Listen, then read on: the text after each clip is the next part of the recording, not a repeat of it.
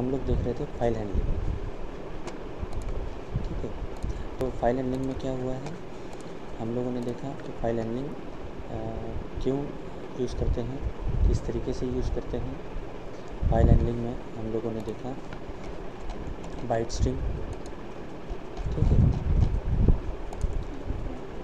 Buffer देखा हमने, input.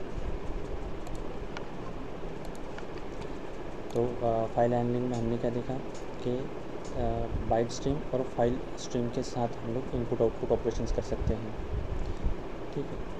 फिर अगर हमें कंसोल पे प्रिंट नहीं करना है या कंसोल पे हमें जो वैल्यूज़ चाहिए वो कंसोल पे नहीं चाहिए, हमें किसी फाइल में सेव करना है उसे, तो हम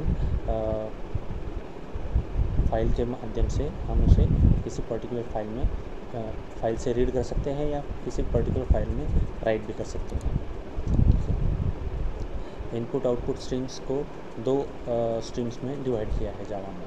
पहला है बाइट स्ट्रीम और दूसरा है कैरेक्टर स्ट्रीम। फिर हमने देखे थे बाइट स्ट्रीम, ठीक है। बाइट स्ट्रीम में क्या था, एक इनपुट स्ट्रीम था for taking input from particular file, ठीक है। इनपुट स्ट्रीम के माध्यम से हम लोग क्या करते थे कि किसी सोर्स फाइल से हम लोग डेटा को रीड करते थे, उस फाइल के कंटेंट को हम लोग रीड करते थे इनपुट स्ट्रीम के माध्यम से। और आउटपुट स्ट्रीम के माध्यम से हम लोग क्या करते हैं कि हमारे पास जो डेटा है उस डेटा को किसी पर्टिकुलर फाइल में, डेस्टिनेशन फाइल में हम लोग राइट करते हैं। अब ये इनपुट आउटपुट ऑपरेशंस परफॉर्म करने के लिए हमारे पास एक इनपुट ऑपरेशन परफॉर्म करने के लिए एक मेथड है रीड, जो कि इंटीजर रिटर्न करती है, और ये मेथड कैसी है, पब्लिक है। लेकिन ये मेथड कौन सा एक्सेप्शन थ्रो करती है, तो ये मेथड आईओ एक्सेप्शन थ्रो करती है। वैसे ही हमारे पास एक मेथड है डेटा राइट करने के लिए किसी पर्टिकुलर फाइल में, डेस्टिनेशन फाइल में, उस मेथड का नाम है राइट। तो ये मेथड जो है ये कोई आर्गुमेंट रिटर्न नहीं करती, लेकिन एक integer argument as a parameter लेती है, और ये भी मेथड पब्लिक है।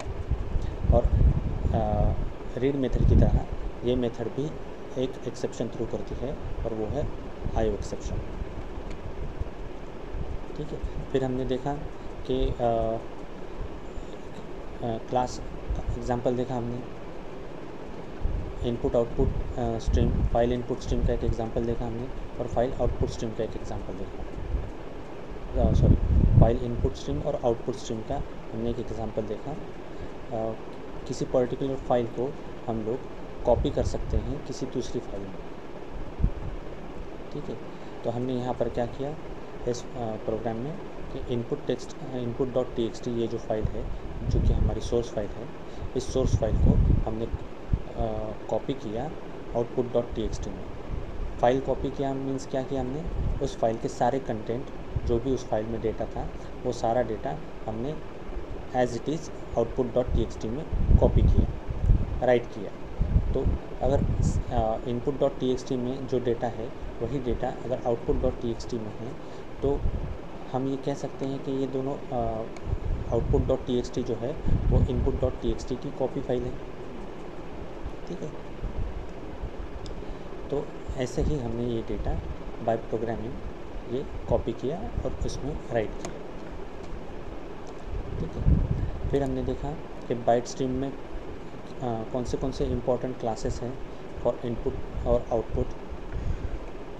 Buffer input stream, buffer output stream, data input stream, data output stream, ठीक, फाइल इनपुट स्ट्रीम और फाइल आउटपुट स्ट्रीम,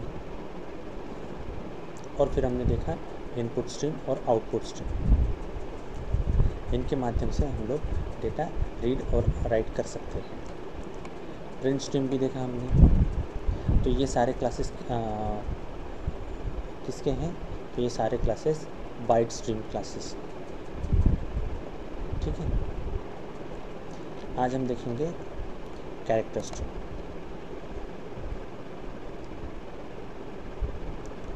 ठीक है। तो कैरेक्टर स्ट्रीम का क्या है, कि कैरेक्टर स्ट्रीम का जो यूज़ है वो डेटा को रीड और राइट करने के लिए किया जाता है, ठीक है। अब तक हमने क्या देखा कि हम लोग क्या करते थे कि डेटा को रीड कैसे करते थे, जैसे डेटा इनपुट स्ट्रीम है, तो डेटा इनपुट स्ट्रीम को हम कैसे रीड करते थे, एज ए डेटा रीड करते थे, डेटा टाइप के थ्रू हम लोग उसे रीड करते थे। लेकिन अगर हम कैरेक्टर स्ट्रीम का यूज़ करते हैं तो हम लोग डेटा को कैसे रीड करेंगे, तो हम लोग डेटा को एज ए कैरेक्टर रीड करेंगे। ठीक है,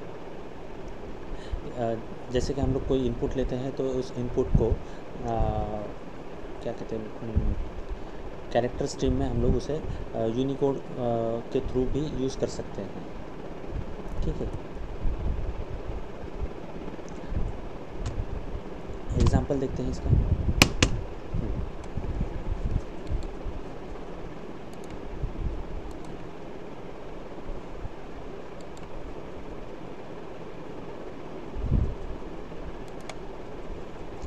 ठीक है, हमने क्या किया, एक क्लास डिक्लेयर किया। अब देखिए हम लोगों ने यहाँ पर क्या किया था, import java.io.star। तो स्टार का मीनिंग क्या है, फॉर ऑल। ठीक है, ग्रेट। अब हमें क्या चाहिए, हमें सिर्फ ये 3 क्लासेस चाहिए थे, तो हमने क्या किया, फॉर ऑल ना लिखते हुए हमने लिखा जावा import java.io file reader, import java.io file writer और import java.io IO एक्सेप्शन। इन तीनों क्लासेस की ही ज़रूरत थी हमें, तो हमने क्या किया, पर्टिकुलर इन 3 क्लासेस को ही इंपोर्ट किया। ओके,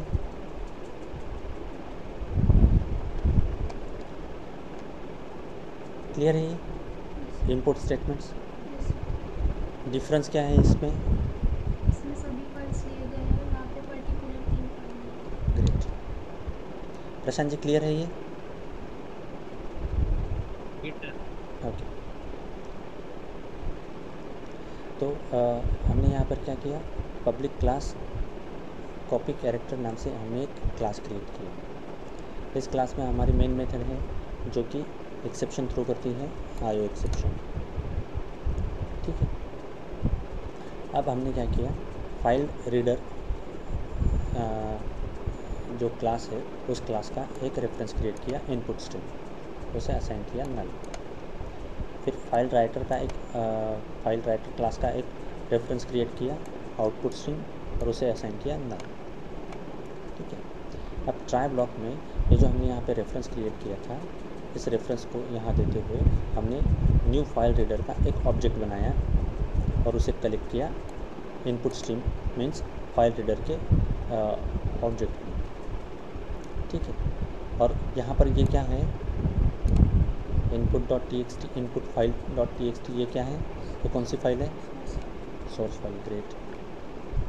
ठीक है, हमने यहाँ पर क्या दिया कि ये है सोर्स फाइल, और output stream is equals to new file writer, और ये जो फाइल रहेगी ये कौन सी फाइल रहेगी, destination file. Very good.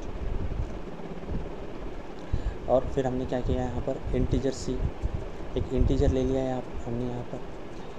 Same process है हमारी जो हम फाइल में करते थे, बाइट स्ट्रीम में करते थे। हमने क्या किया, लूप चलाया यहाँ पर हम लोग रीड कर रहे हैं C is equals to input stream. ये जो इनपुट स्ट्रीम है जो कि फाइल रीडर का ऑब्जेक्ट है, उस ऑब्जेक्ट के थ्रू हम लोग डेटा रीड कर रहे हैं, इनपुट स्ट्रीम डॉट रीड। ठीक है, कब तक रीड करना है, at the end of file, -1 जब तक आता है तब तक रीड करना है फाइल। ठीक है, अब ये जो डेटा है ये कैसे रीड होगा, कैरेक्टर्स में रीड होगा, तो हम लोग उसे आउटपुट स्ट्रीम के माध्यम से डायरेक्टली राइट कर देंगे। और ये जो फाइल है ये कैरेक्टर बाय कैरेक्टर कॉपी होती जाएगी। यहाँ तक सक्सेसफुली अगर ये ट्राई ब्लॉक सक्सेसफुली एग्जीक्यूट हो जाता है, कोई एक्सेप्शन नहीं आता है, तो हमारा फाइनली ब्लॉक चेक होगा। If input stream not equal to null, तो इनपुट स्ट्रीम को क्लोज करो, output stream not equal to null, output stream को क्लोज करो, और हमारा प्रोग्राम सक्सेसफुल एग्जीक्यूट हो जाएगा। इन केस अगर कोई एक्सेप्शन आता है तो हमने यहाँ पर कैच ब्लॉक तो नहीं लिखा है, तो कैसे एक्सेप्शन हैंडल होगा यहाँ पर,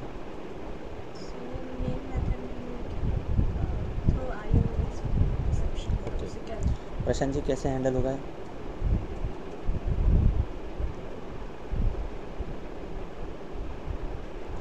हमने यहाँ पर कैच ब्लॉक लिखा है क्या? ट्राई और डायरेक्टली ट्राई के बाद क्या लिखा है? फाइनली। इन केस अगर हमारे प्रोग्राम में कोई एक्सेप्शन आता है, ठीक है, पाथ गलत हुआ या कुछ समहाउ एनी कुछ एक्सेप्शन हुआ, तो एक्सेप्शन हैंडल कैसे होगा?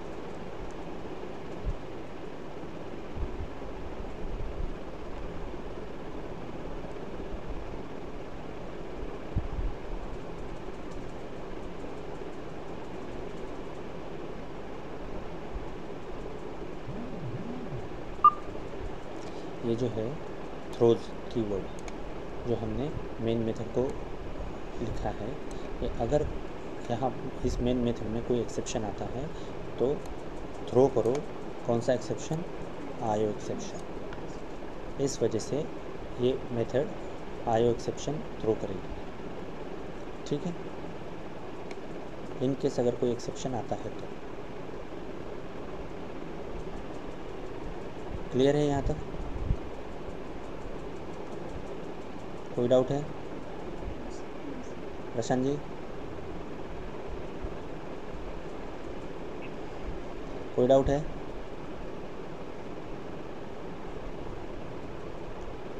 हेलो, आप हैं वहाँ पर प्रशांत जी? हेलो, हाँ प्रशांत जी, आप? हाँ, कोई डाउट है आपको? ठीक है, तो यहाँ पर हमारा ये फाइल हैंडलिंग खत्म हुआ, ठीक है। अभी क्या करना है आपको? सिर्फ इसकी प्रैक्टिस करनी है, ठीक है।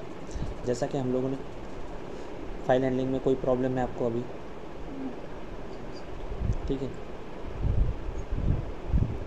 इजी है ये। हमें क्या करना है? सिर्फ डेटा को रीड करना है और डेटा को राइट करना है, ठीक। हम लोग मल्टीपल तरीके से इसे अलग अलग तरीके से इसे यूज़ कर सकते हैं, कैरेक्टर्स के माध्यम से, डेटा के माध्यम से, बफर के माध्यम से हम लोग इसे यूज़ कर सकते हैं, इनपुट आउटपुट्स को, ठीक है। अलग अलग प्रोसेसेस है, लेकिन जो मेन ढांचा है उसका, जो मेन स्ट्रक्चर है वो सेम, ठीक है। एक बार आपको एक स्ट्रक्चर ध्यान में आ गया तो फिर आप सभी प्रकार के फाइल हैंडलिंग के प्रोग्राम्स आसानी से कर सकते हैं, ठीक है। कैरेक्टर स्ट्रीम और बाइट स्ट्रीम में प्रोग्रामेटिकली हम लोग अगर क्लासेस को छोड़े तो स्ट्रक्चर वाइज कोई ज़्यादा डिफरेंस नहीं है, ठीक है। स्ट्रक्चर सेम है दोनों का, ठीक है। तो अगर आपको एक बार स्ट्रक्चर ध्यान में आया तो बस आपको क्या है, क्लासेस के नाम ही तो चेंज करने है ना।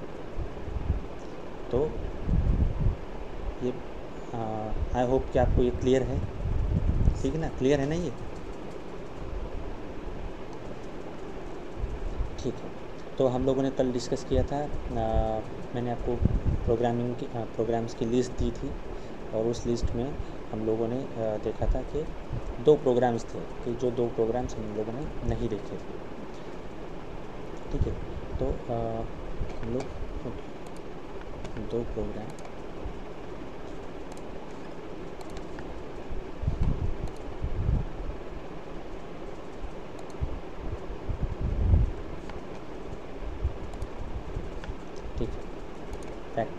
फैक्टोरियल एंड आर्मस्ट्रॉन्ग, ये 2 प्रोग्राम थे, ठीक। तो फैक्टोरियल का प्रोग्राम देखिए। अब सबसे पहले फैक्टोरियल का प्रोग्राम मीन्स क्या होता है मैं आपको बताता हूँ। फैक्टोरियल क्या होता है कि मान लीजिए कि मैंने आपको कोई नंबर बताया, एक नंबर बताया, मान लीजिए लेट से हम लोग 5 लेते हैं, कंसिडर 5 को करते हैं, ठीक है। तो 1 से लेके 5 तक, ठीक है, इन सारे नंबर्स का मल्टीप्लिकेशन करना है और जो भी उसका आंसर आएगा तो वो होगा उस नंबर का, पर्टिकुलर नंबर का फैक्टोरियल, ठीक है। तो हमारा प्रोग्राम कैसे होगा, हमें कोड कैसे करना है? 1 × 2 × 3 × 4 × 5 ऐसे आएगा हमारा, ठीक है। तो 1 इंटू 2 कितना हुआ,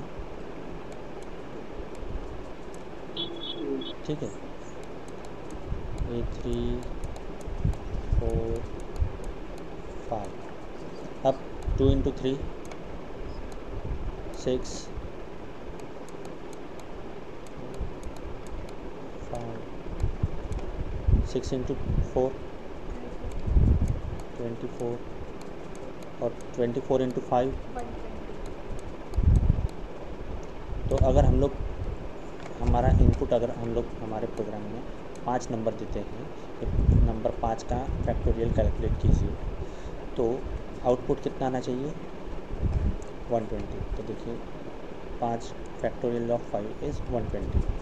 तो अब ये कैसे आया, ठीक है।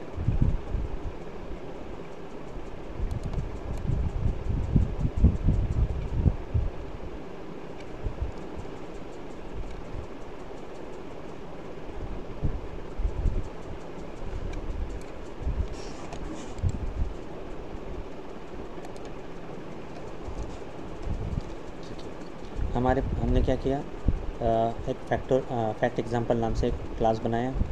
इस क्लास में हमने क्या किया, मेन मेथड में 3 वेरिएबल्स डिक्लेयर किए हैं, उनमें से 2 वेरिएबल्स को हमने इनिशियलाइज़ किया है, ठीक है। एक है हमारा वेरिएबल आई, ठीक है, दूसरा है फैक्ट,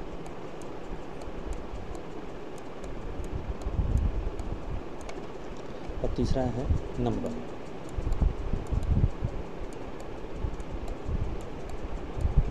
ठीक है।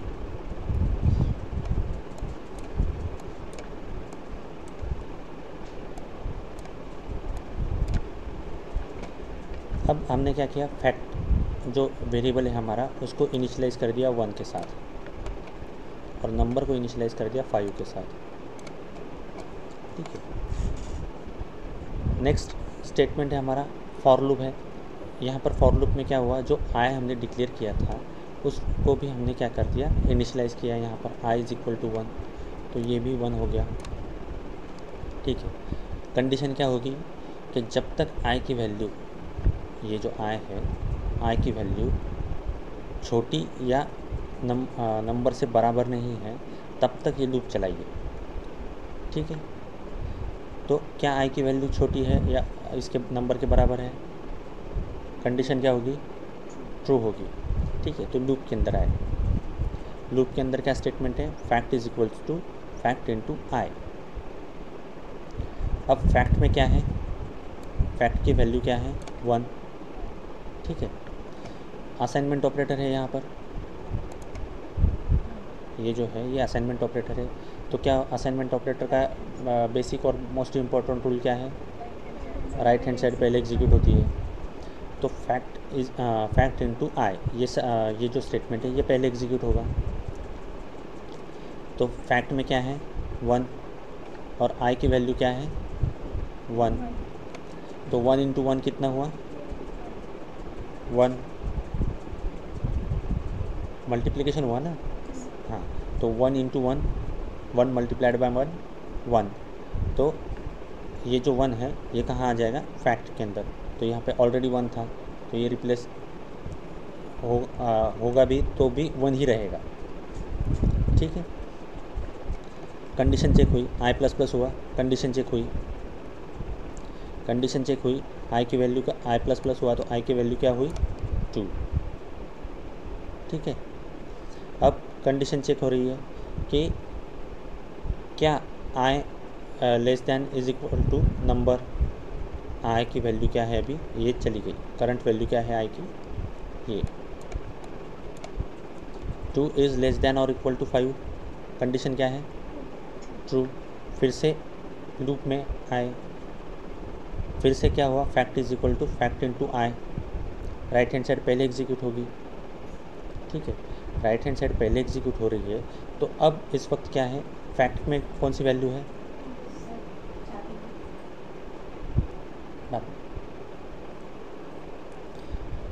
फैक्ट में कौन सी वैल्यू है, 1, और आई की वैल्यू क्या है अभी, 2, तो 1 इंटू 2 कितना हुआ 2, तो यहाँ पे क्या आ जाएगा 2, ये जो 1 है ये क्या हो जाएगा ओवरराइड हो जाएगा। अभी फैक्ट ठीक है, लूप कंप्लीट हुआ यहाँ पर, फिर से i प्लस प्लस, ठीक है, तो i कितना हुआ 3 हुआ, फिर से कंडीशन चेक होगी, i इज़ लेस दैन और equal to number, 3 is less than और इक्वल टू नंबर, कंडीशन क्या हुई ट्रू हुई। तो अब क्या हुआ fact is equal to fact into I, fact क्या है 2, आई क्या है 3, तो जो भी इसका आउटपुट आएगा वो कहाँ जाएगा फैक्ट में, तो कितना आया 6, आई प्लस प्लस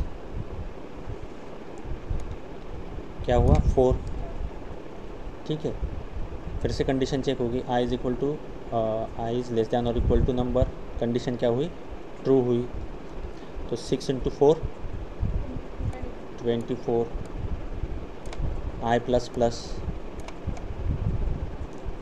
क्या हुई condition, I is less than और इक्वल टू नंबर, आई की वैल्यू क्या है 5 और नंबर क्या है हमारा 5, क्या ये कंडीशन ट्रू होगी,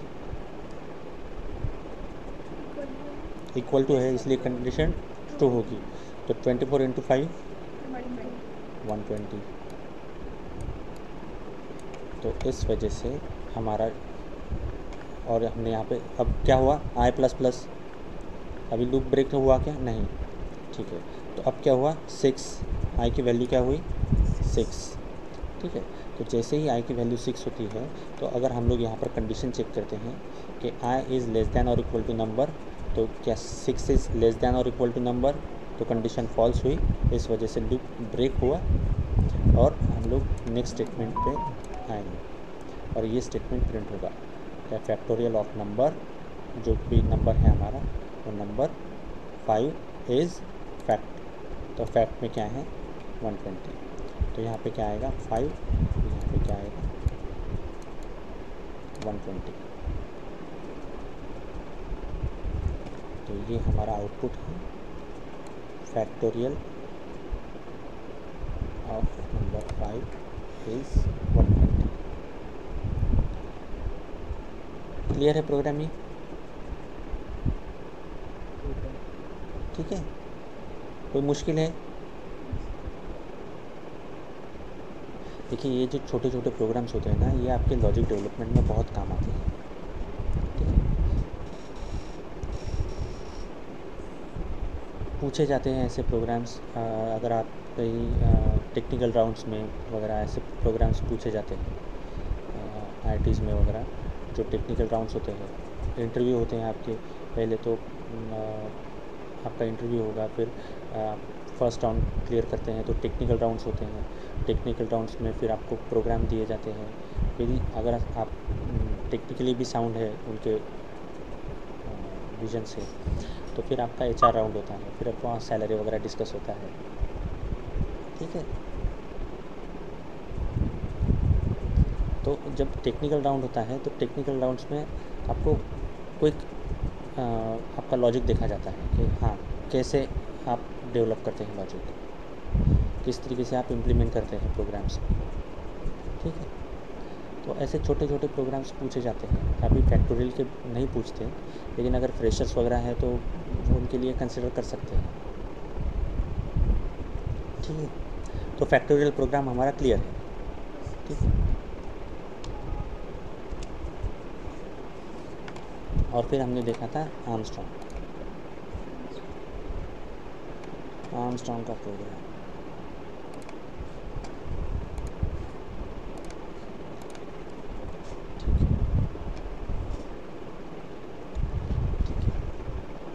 अब हमने क्या किया है, हमने स्क्रीन शेयर हो रहा है ना, हाँ ठीक है, तो अब हमने क्या किया है कि एक आर्मस्ट्रॉन्ग नंबर एग्जाम्पल नाम से एक क्लास लिया है, ओके, इस क्लास में हमने लिखी है मेन मेथड, ठीक, अब हमने क्या किया कि एक इंटीजर नंबर हमने यहाँ पर डिक्लेयर कर दिया, एक वेरिएबल हमने यहाँ पर डिक्लेयर किया, इंटीजर टाइप का एक वेरिएबल होगा। स्कैनर का एक हमने ऑब्जेक्ट क्रिएट किया SC, scanner is equals to scanner SC is equals to new scanner system dot in. ठीक है, तो ये जो SC है ये क्या काम करेगा, कीबोर्ड के थ्रू इनपुट लेने का काम करेगा। ग्रेट। फिर हमने पूछा एंटर द लिमिट, किस नंबर तक आपको, जो यूज़र है उसको किस नंबर तक आर्मस्ट्रॉन्ग नंबर की लिस्ट चाहिए। ठीक है, अच्छा पहले ये जानते हैं कि आर्मस्ट्रॉन्ग नंबर होता क्या है। ठीक है, अब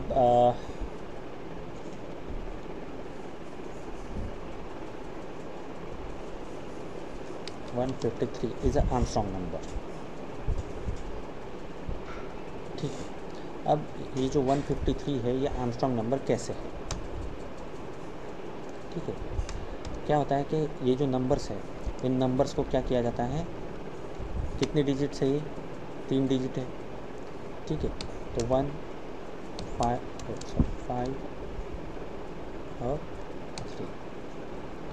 ठीक है, तो इनका किया जाता है, हर एक डिजिट का क्यूब कैलकुलेट करते हैं।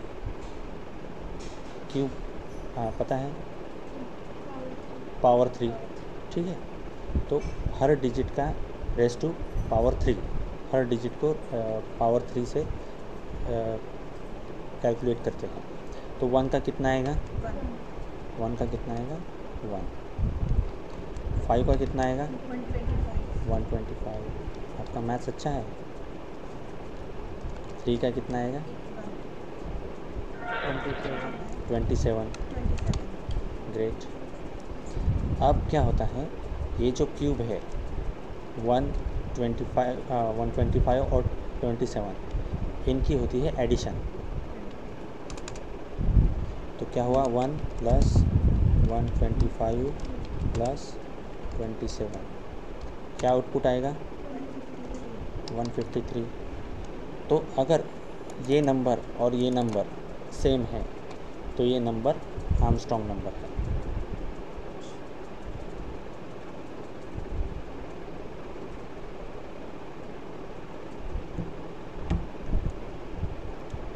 क्लियर है ये आर्मस्ट्रॉन्ग नंबर क्या होता है, ये क्लियर है। प्रशांत जी क्लियर है। हेलो जी, क्लियर है ना ये आर्मस्ट्रॉन्ग नंबर। ठीक है, तो अब हम प्रोग्रामेटिकली कैसे इम्प्लीमेंट कर सकते हैं इसे, ये देखते हैं। हमने क्या पूछा है यहाँ पर कि एंटर द लिमिट। ठीक है, तो हमने क्या किया, एक नंबर जो हमने यहाँ पर वेरिएबल डिक्लेयर किया था, उस डिक्लेयर वेरिएबल में हमने कीबोर्ड के थ्रू एक इनपुट ले लिया, एक इंटीजर नंबर ले लिया और उस नंबर को असाइन कर दिया। ठीक है, हमने कहा कि ये जो नंबर है, लेक्चर चल रहा है, एक 10 मिनट दीजिए।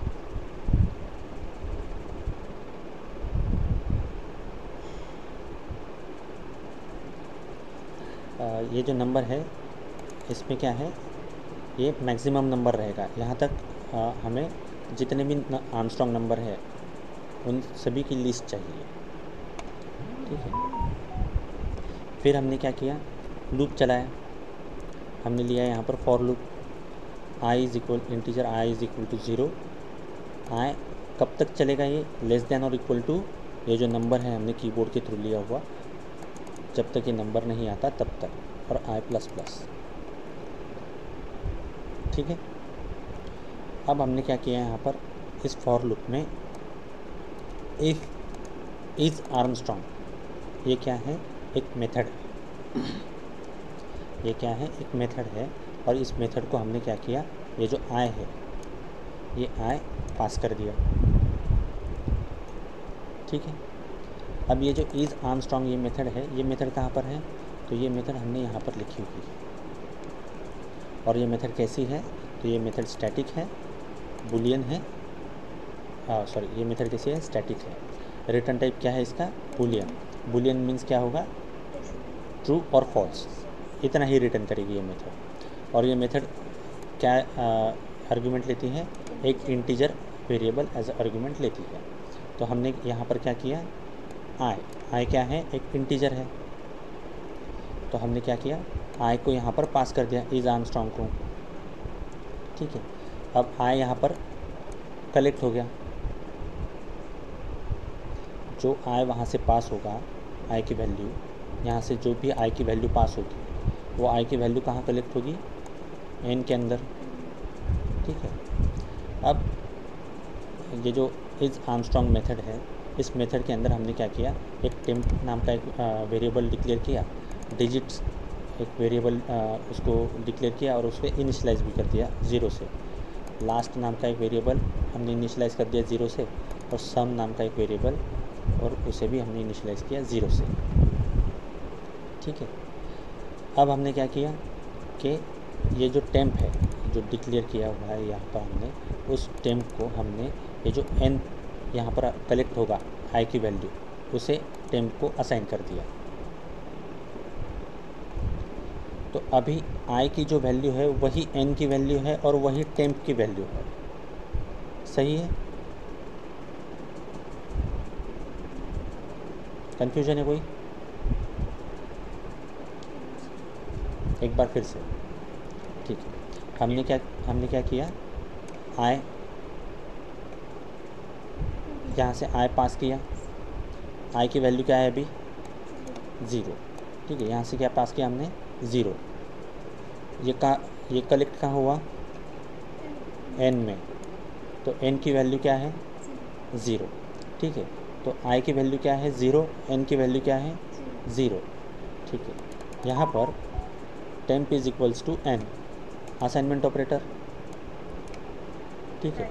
राइट हैंड साइड पहले एग्जीक्यूट हुई, n की वैल्यू क्या है 0, तो 0 कहाँ असाइन हुआ,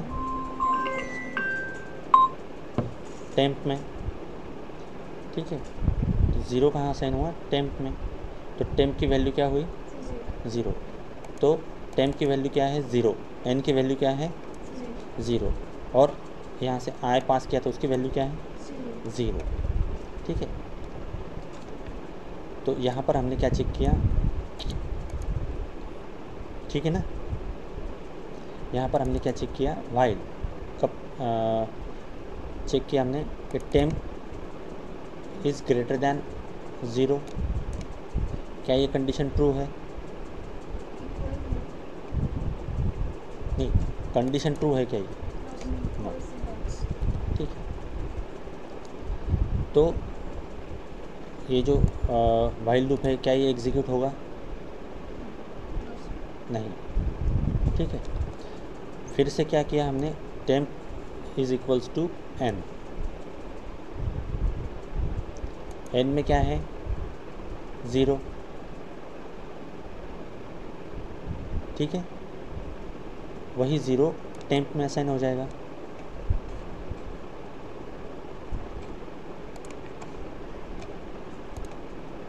ऐसे नहीं क्लियर होगा।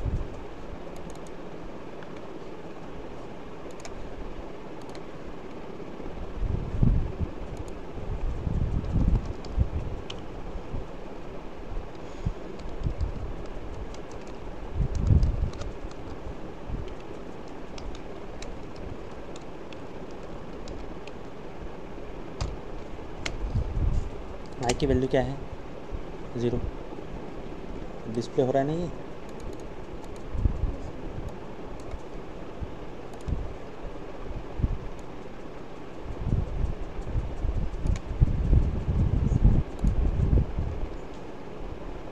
ठीक है। आई की वैल्यू क्या है 0,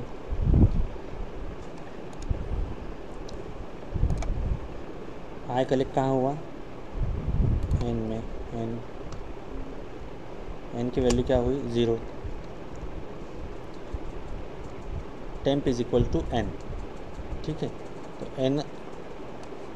n की वैल्यू क्या थी 0, तो ये भी 0 हो जाएगा टेम्प, सही है। कंडीशन क्या हुई चेक हमारे यहाँ पर, या क्या टेम्प इज़ लेस दैन और equal less than zero, greater than zero. Temp क्या है, ग्रेटर दैन ज़ीरो है क्या, टेम्प की वैल्यू ग्रेटर दैन ज़ीरो है क्या। तो कंडीशन फॉल्स हुई, तो ये जो ब्लॉक है ये एग्जीक्यूट नहीं होगा। ठीक है, नेक्स्ट स्टेटमेंट क्या है हमारा, temp is equals to N. तो एन इज़ इक्वल, एन की वैल्यू क्या है हमारी करंटली ज़ीरो, तो वही असाइन हो जाएगा टेम्प ज़ीरो। फिर यहाँ पर चेक होगा temp is greater than zero, क्या ये कंडीशन ट्रू है। टेम्प की वैल्यू बड़ी है क्या, नहीं, तो क्या हो जाएगी, ये कंडीशन फॉल्स हो जाएगी। ठीक है, तो अगर एन की वैल्यू क्या है, अभी ये कंडीशन फॉल्स हुई, तो ये एग्जीक्यूट होगा क्या, नहीं होगा। ठीक है, तो एन की वैल्यू क्या है ज़ीरो, और सम की वैल्यू क्या है ज़ीरो, ये भी ज़ीरो है ना, हमने इनिशियलाइज किया इसको। ठीक है, if N is equals to sum, N double equal to sum means compare कर रहे हैं हम, एन की वैल्यू सम के बराबर है क्या, सम की क्या है ज़ीरो, एन की क्या है ज़ीरो, तो ये क्या रिटर्न होगा, ट्रू रिटर्न होगा। तो जैसे ही ये ट्रू रिटर्न होगा तो क्या हो जाएगा, ये इसके यहाँ पर क्या हो जाएगा, यहाँ पर आ जाएगा वापस, इफ़ कंडीशन से हमने कॉल किया था, तो यहाँ पे क्या हो जाएगा, ये इसके इफ़ ब्लॉक में आ जाएगा। तो इफ़ ब्लॉक क्या हुआ इसका, ये रहा इसका इफ़ ब्लॉक, एक ही स्टेटमेंट था।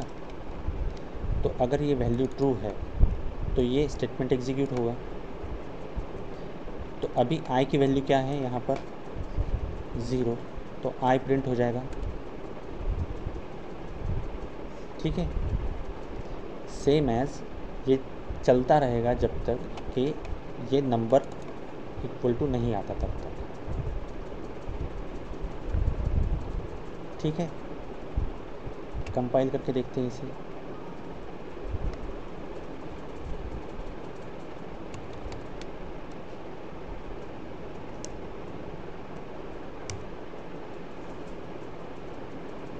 देखिए आर्मस्ट्रॉन्ग नंबर कौन से हैं 999 तक, 0 1 2 3 4 5 6 7 8 9, 9 के बाद डायरेक्टली कौन सा है 153। ठीक है, 153 का कैलकुलेशन हमने किया था 370, 370। ठीक है, 371 एंड 407।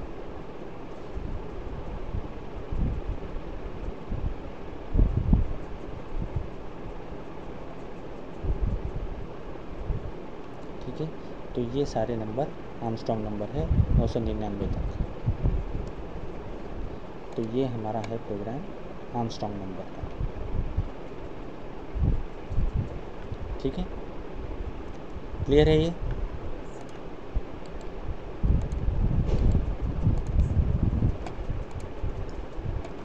तो आज रुकते हैं फिर यहीं। ठीक है।